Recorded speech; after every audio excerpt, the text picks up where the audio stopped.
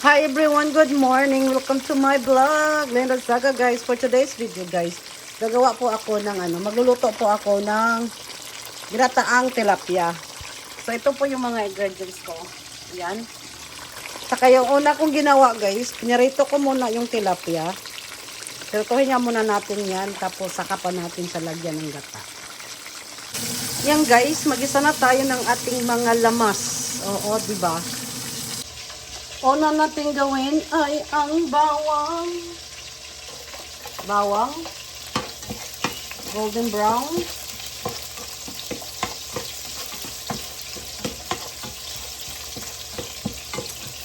I put a lot of ginger because I love ginger. Next, ginger. I own my OMG.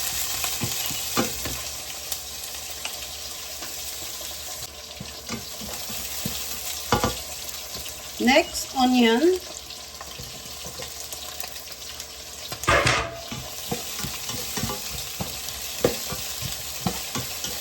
Bango. Ito natin yung pan.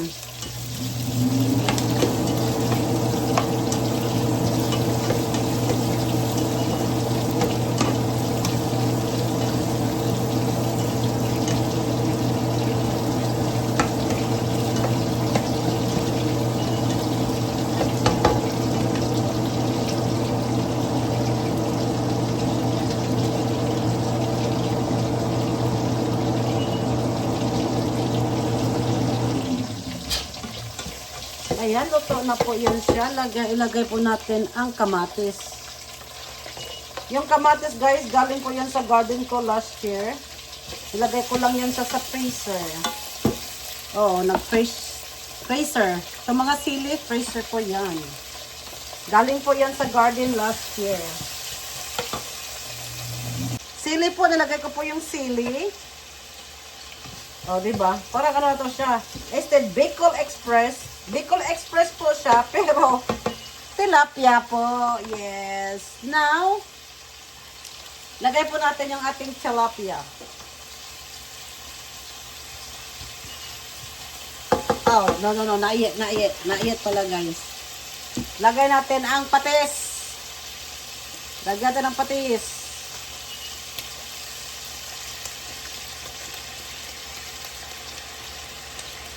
Timplahan agad ng patis.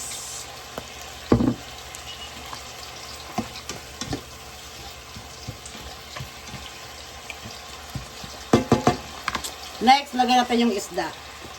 Tatlong isda po to, pero dalawa lang po gawin ko nito. Yung isa, ano ko lang as like perito lang siya guys. Ayan, laki ng tilapia guys.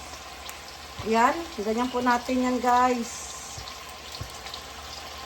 Ganun lang yung pagkagawa. Ito lang po yung version ko ng paggawa ng gatang tilapia. And then, ilagay po natin tong coconut milk.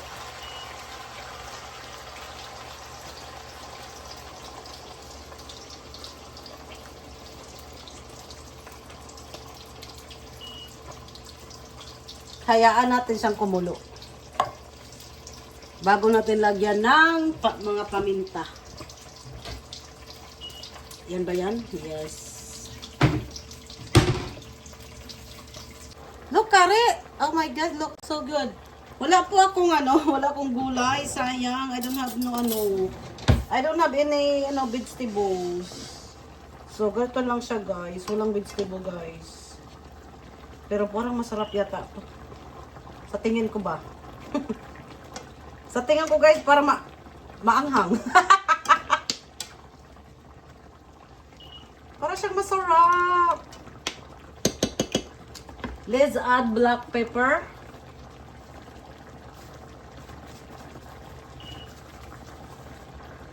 The more the merrier. Let's add a little bit of salt.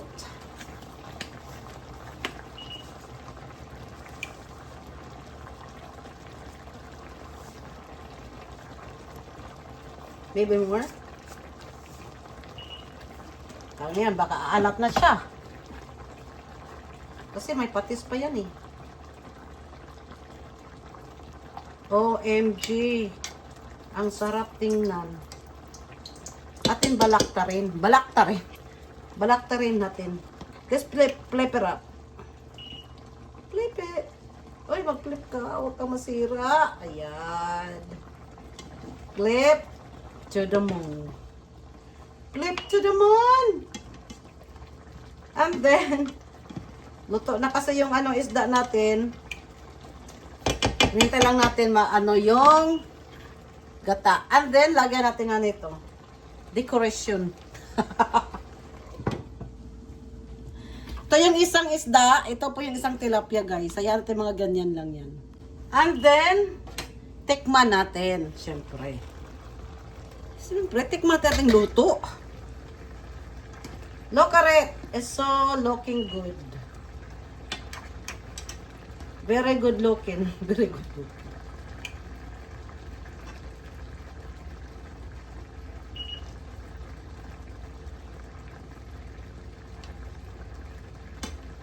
Natin yan dyan para malagyan naman ng yan.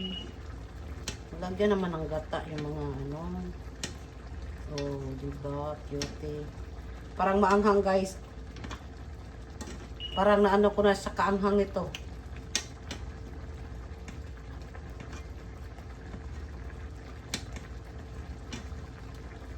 Then, tikman.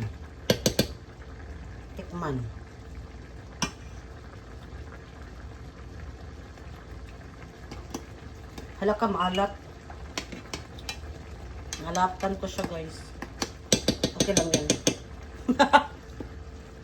Hindi naman masyadong maalat. Maalat lang.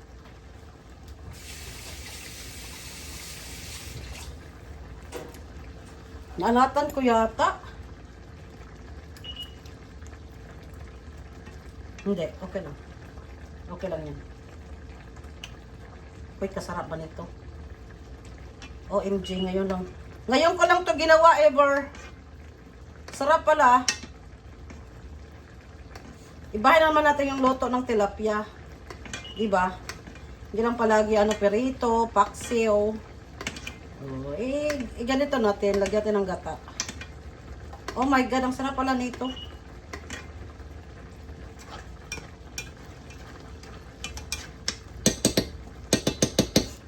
Sarap siya, sarap. May talong pala. May talong pala ako, guys. Lagyan natin ng talong.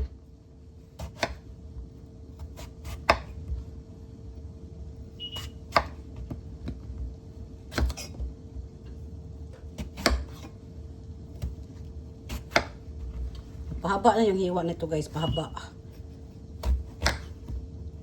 Yung bahala na si Batman, di ba? Kasi tayo lang na makakain ito.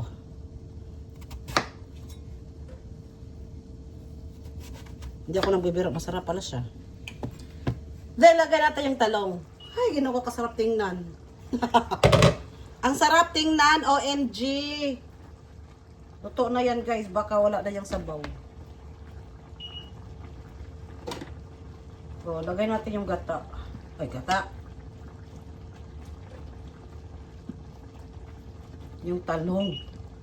Ang talong. O, hindi siya malangsag, guys. Sarap.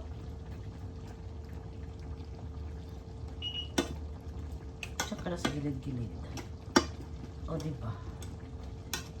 Kulang na tayong gata. No, tama yung gata natin kasi isa lang naman yung dalawa lang. Op, takpan! Yes! Ayan na. 5 minutes, luto na po yan. Yes, yes. Ito na po, guys. Ito na yung kalabasan ng ating niluto. It's so good. Unbelievable. Unbelievable, guys. Kasarap. Ang gata niya is parang so creamy na, oh. Oh. Hindi niyo makita. I-move natin. Let's close it. That there. Look. Oh, diba? Sarap. Konti na lang natin yung yung eggplant na maluto kaunti, tapos luto na po siya, guys.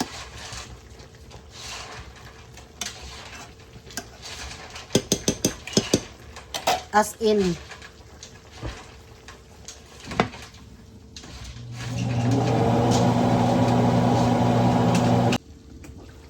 Ayan na guys, luto na po ang niluto natin.